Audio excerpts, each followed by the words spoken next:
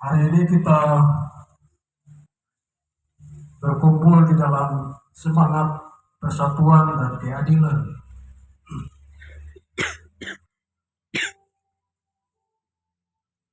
Kita mau kembali merenungkan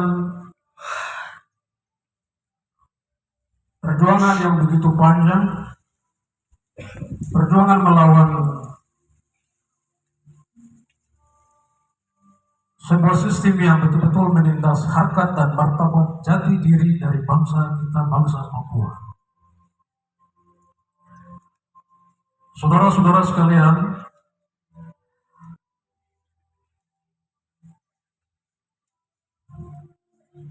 ketika kita bilang rasisme,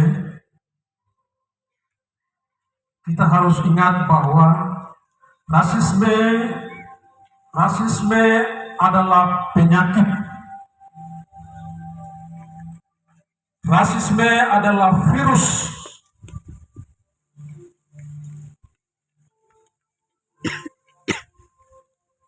Rasisme pertama kali ditularkan oleh orang-orang yang merasa diri superior, merasa bahwa ras lain lebih rendah daripada ras lain, merasa bahwa ras yang lain lebih primitif, terbelakang dari yang lainnya. Dan ingat rakyat Papua, kawan-kawan mahasiswa yang hadir hari ini, karena rasisme itu adalah virus, rasisme itu adalah sakit, bahkan pasiennya sangat susah untuk mendeteksi sakit yang disebut dengan rasisme. Rasisme didukung oleh ilmuwan, pertama kali di Eropa, di Amerika. Dibenarkan oleh ilmuwan. Orang-orang ilmuwan menyatakan bahwa secara biologis orang kulit putih jauh lebih terhormat, jauh lebih cerdas daripada orang-orang kulit hitam, daripada ras-ras yang lain.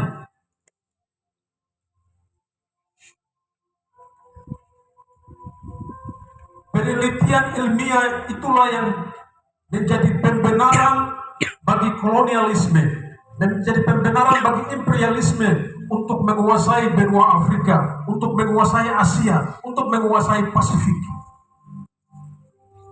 Karena secara genealogi, secara biologi, mereka merasa bahwa mereka adalah orang-orang yang lebih cerdas daripada ras yang lain. Sehingga muncullah prasangka buruk terhadap bangsa lain, ras lain, bahwa bangsa dan ras yang lain adalah orang-orang yang terbelakang, primitif, orang-orang yang kelas bawah, orang-orang kelas 2, yang harus ditundukkan, yang harus dijajah, yang harus dikuasai, yang harus dibangun, yang harus dieksploitasi, yang harus menjadikan mereka sebagai budak.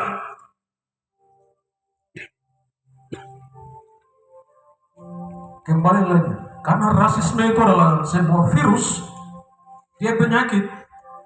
Kolonialisme membawa rasisme itu sampai pada wilayah Pasifik, Asia dan Pasifik. Masuk di dalam budaya cara berpikir orang-orang Asia, orang-orang Indonesia, orang-orang Nusantara. Anda bayangkan 350 tahun lebih budaya rasis itu betul-betul tertanam di dalam beberapa generasi dan yang panjang di dalam generasi orang-orang Asia maupun Pasifik akibat dari kolonialisme. Dan karena dia virus, rasisme itu dari pelaku ditularkan kepada korban. Korban itu adalah orang-orang yang terjajah. Ketika Indonesia merdeka, Indonesia berhasil mengusir kolonialisme keluar, tetapi dia tidak berhasil mengeluarkan rasisme yang ditanamkan oleh budaya Eropa terhadap orang-orang Nusantara. Karena dia virus tadi. Karena dia virus, Dia menjadi budaya orang-orang Indonesia. Menjadi inlander, orang-orang yang terjajah merasa bahwa mereka adalah orang-orang yang rendah harkat dan martabatnya.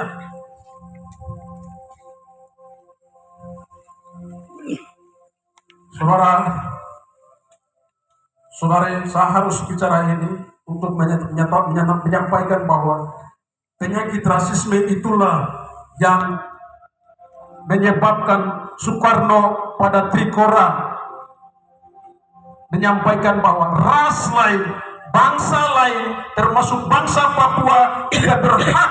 Mereka adalah bangsa boneka yang tidak berhak untuk menentukan nasib politik mereka sendiri. Itu adalah prasangka rasis. Merasa bahwa orang-orang dari bangsa lain, bangsa Jawa, bangsa Melayu, berasa bahwa orang-orang Papua belum maju, orang-orang Papua masih primitif, sehingga mereka harus ditundukkan. Mereka harus diatur, mereka harus dibangun. Nah, apa yang mereka buat? Bangsa dan negara yang sedang dipersiapkan oleh orang Papua tahun 1961 dianggap sebagai bangsa boneka dengan prasangka buruk bahwa orang Papua tidak bisa bernegara sendiri, berbangsa sendiri.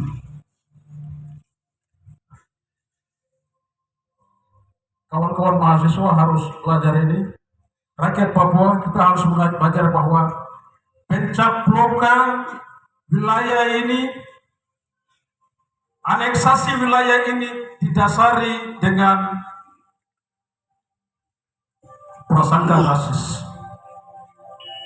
1962 New York Agreement, 1967 kesepakatan antara Indonesia dan Amerika Serikat dalam kontrak karya Freeport. PPRA 69 tidak melibatkan satupun orang Papua karena dianggap bahwa orang Papua adalah orang yang primitif, orang Papua tidak berhak untuk menentukan nasib politiknya sendiri, orang Papua perlu diatur sehingga semua perjanjian diatur berdasarkan kesepakatan sepihak antara orang-orang yang merasa diri superior antara Amerika Serikat, Belanda dan Indonesia tanpa memperhitungkan rakyat Papua sebagai selaku pemilik sah bangsa dan tanah air ini untuk menentukan nasib politiknya sendiri. Itu adalah rasis.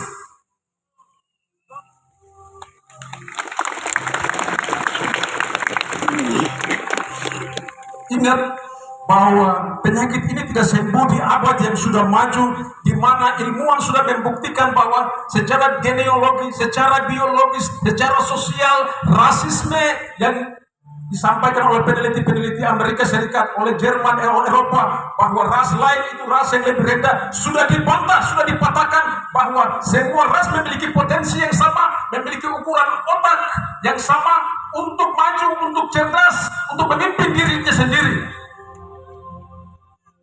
Jadi ingat bahwa secara ilmu, secara ilmiah sudah membuktikan bahwa semua ras di dunia ini memiliki kesempatan yang sama, punya peluang yang sama untuk maju. Sama dengan bangsa Papua, kita punya hak untuk berdiri menentukan nasib kita sendiri, mengatur diri kita sendiri.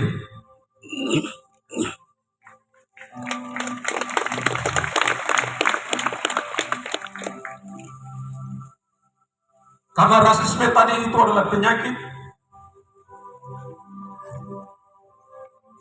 kolonialisme Indonesia menginjakan tanah ini, karena tadi adalah virus yang menyebar, dia juga meninggalkan virus itu terhadap orang Papua. Jadi dari Eropa tiba di Jawa, dari Jawa tiba ke Papua. Apa dalam bentuk Papua? Hari ini kalau Anda masih merasa bahwa Anda tidak mampu, tanyakan pada pikiran Anda, otak Anda. Apakah di dalam otak Anda, otak saya, ada kesadaran palsu? Kesadaran palsu yang mengatakan bahwa kami bangsa yang inlander, kami bangsa yang rendah, kami bangsa yang tidak mampu, kami harus diatur oleh orang lain. Berarti Anda sedang mengidap penyakit yang namanya rasis.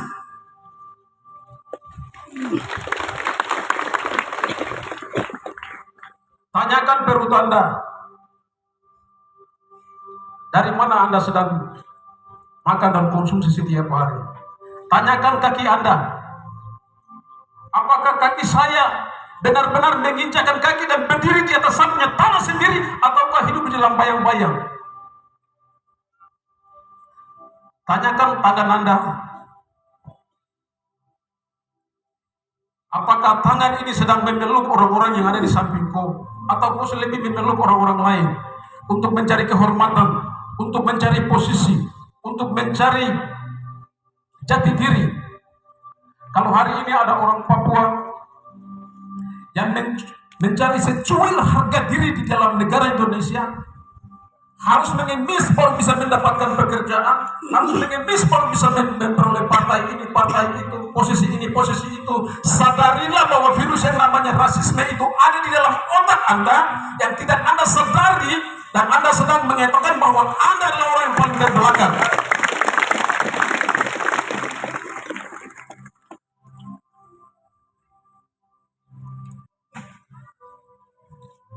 Jadi kalau kita mau bilang rasisme itu bukan soal warna kulit.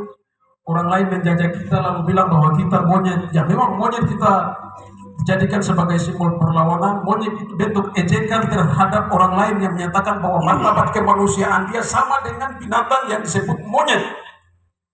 Ya kalau orang bilang domba, ya ini Bapak Pendeta orang ada. Jadi orang bilang domba itu bagus. Apa itu? Binatang yang bagus, binatang yang mantap.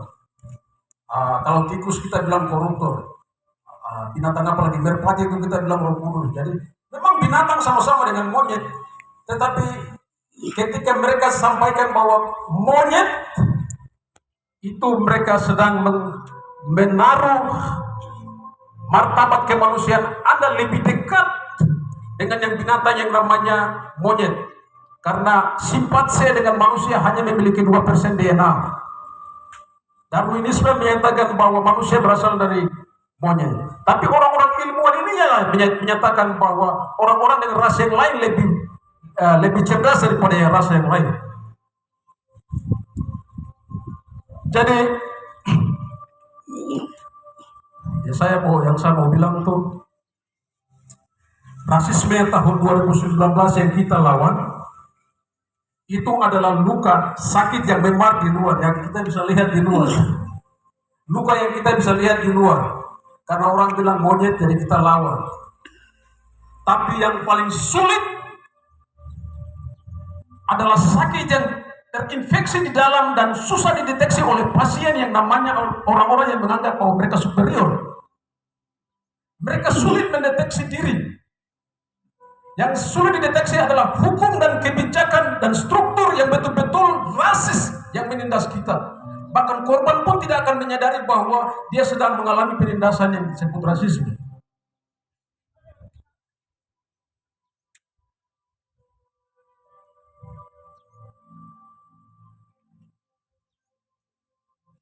Hari ini saya bebas, tapi di pintu keluar, pintu kecil di Lapas Sabepura, saya tadi sampaikan kepada wartawan bahwa memang hari ini saya bebas hanya karena memperjuangkan luka kecil yang memang di luar yang terjadi tahun 2019 di Surabaya. Tetapi yang paling sulit adalah membebaskan. Ingat ini kawan-kawan yang berjuang untuk rasisme, pembebasan untuk saya selalu hormat untuk kalian. Tetapi perjuangan kita berikutnya adalah membebaskan orang-orang yang terpenjara di dalam paradigma rasis.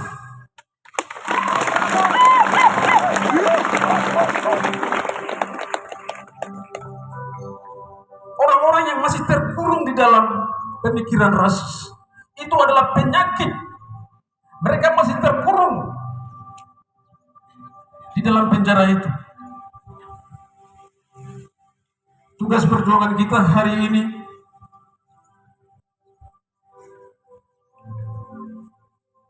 mari kita selidiki diri, kasih tahu kepada semua orang, kasih tahu kepada generasi besok bahwa mereka harus berdiri di atas mereka punya kaki sendiri. Mereka harus bebas dari pemikiran-pemikiran yang rasis. Kita berulang kali saya katakan bahwa kita tidak bisa melawan rasis dengan rasis.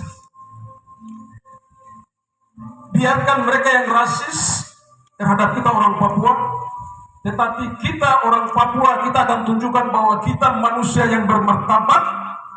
Kita tidak akan rasis terhadap bangsa lain, kami melawan bangsa lain, kami melawan penindasan, kami melawan penjajahan, kami tidak melawan bangsa lain berdasarkan kulit, warna, rambut, dan segalanya.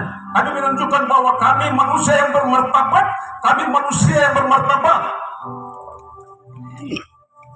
Dari ujung pulau yang paling barat batas antara Papua dan Indonesia, Pulau Bo, Raja Empat, sampai ke Kiwirok. Paling utara Pulau Bovendol sampai ke Almasu. Kita memiliki 414 bahasa. Orang bilang bahasa itu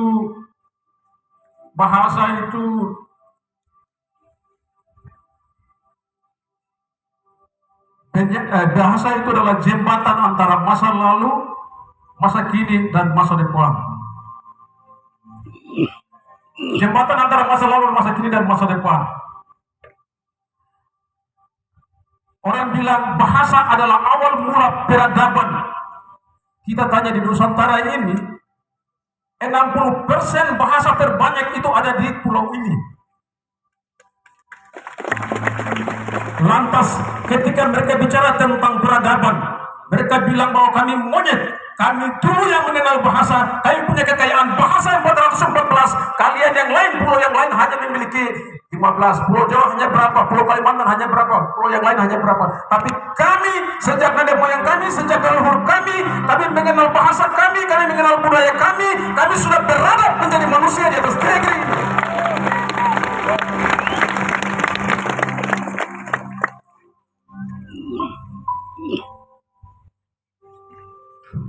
Saya mau sampaikan, tinggalkan pesan satu hal. Kawan-kawan yang di mahasiswa, siapapun engkau yang bekerja dimanapun, ingat bahwa ketika penyakit rasisme ini tidak mampu kita atasi, Anda hanya akan menjadi boneka, Anda hanya akan menjadi alat pajangan, wayang, Anda hanya akan menjadi orang-orang yang tidak diperhitungkan. Berdiri di atas kaki kita sendiri, hargai orang lain, hargai teman lain.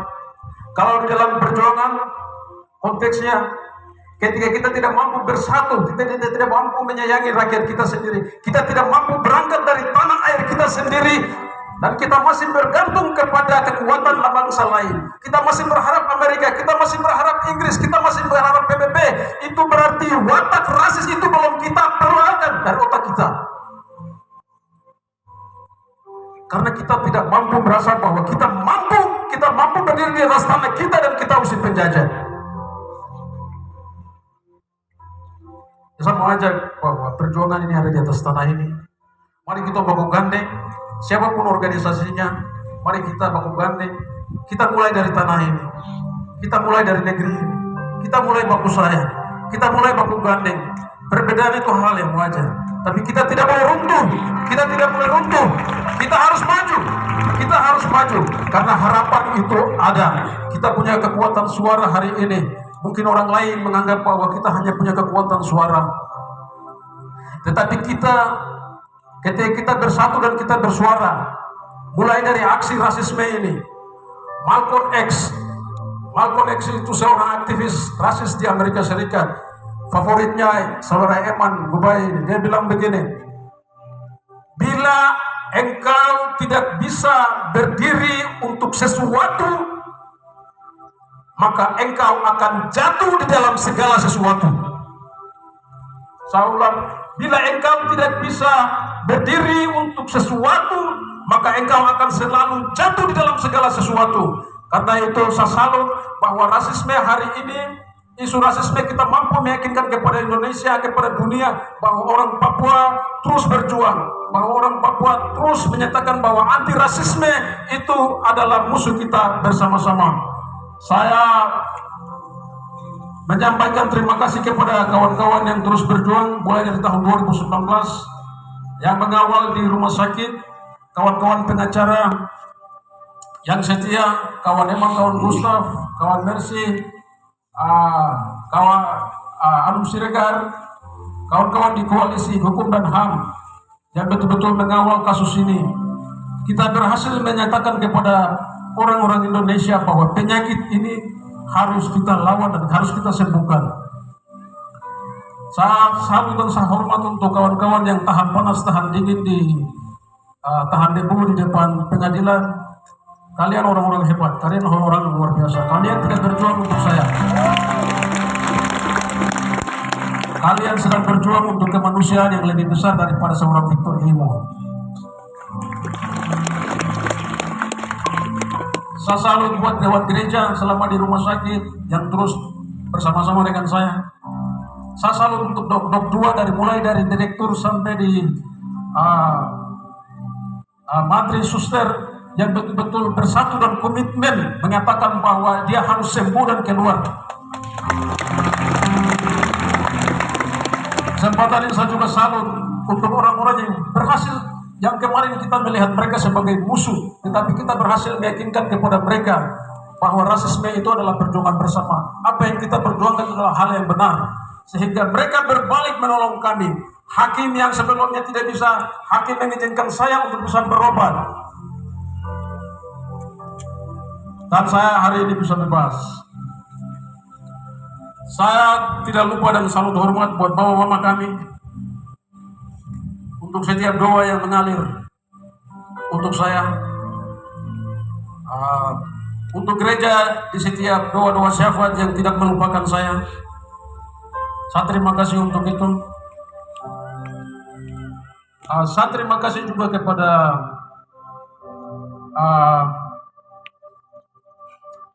yang kemarin kita bilang lawan, tapi orang-orang polisi, orang-orang di LPAB Pura, pada akhirnya kampanye kita melawan rasisme mampu membuat mereka sadar bahwa apa yang kita perjuangkan itu adalah hal yang benar. Sehingga kalau hari ini saya keluar tanpa sesuatu yang terjadi, dulu mungkin kalian lihat saya begitu ada terus sedikit, tapi mungkin sekarang kalau ini sedikit, itu artinya bahwa kita mampu meyakinkan kepada orang-orang yang sebelumnya bersebelahan secara nasionalisme yang sempit, tetapi mereka mampu melihat kasus ini sebagai kasus perlawanan bersama terhadap rasisme. Saya bersyukur buat itu. Saya bersyukur dan terima kasih buat keluarga yang selalu menjadi fondasi untuk saya, istri, mama, anak, dan semua. Kalian luar biasa. Kalian adalah jiwa saya. Kalian adalah teman perjuangan saya. Saya mau menutup kesaksian saya.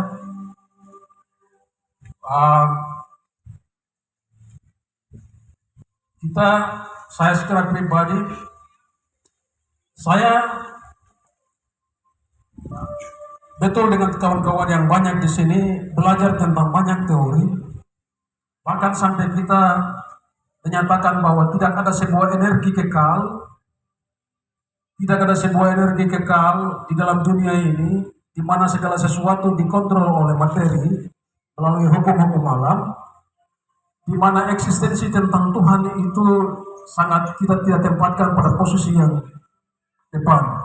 Tetapi dari setiap pengalaman, saya mau pesan kepada kawan-kawan bahwa pengalaman akan membuat Anda bertemu dengan yang namanya Tuhan.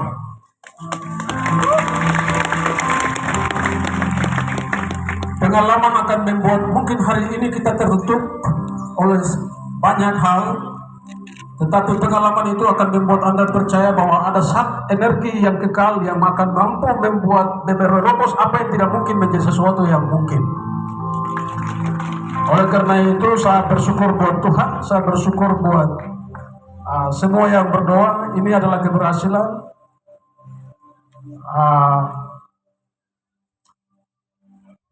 Saya pikir itu yang bisa saya sampaikan untuk hari ini. Perjuangan Papua tetap akan jalan.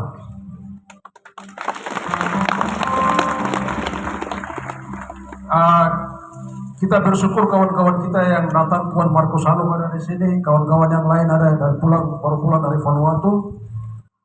Mereka datang dengan semangat persatuan. Saya harap supaya persatuan itu benar-benar kita wujudkan. Kita wujudkan bersama-sama. Ketika pemimpin bersatu, rakyat bersatu, tidak ada yang tidak mungkin.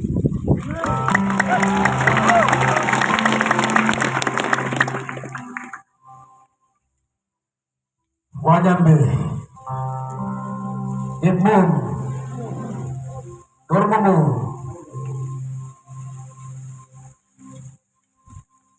Fai, Kinaunahu, Amanoi, Koha, Koya, Wa.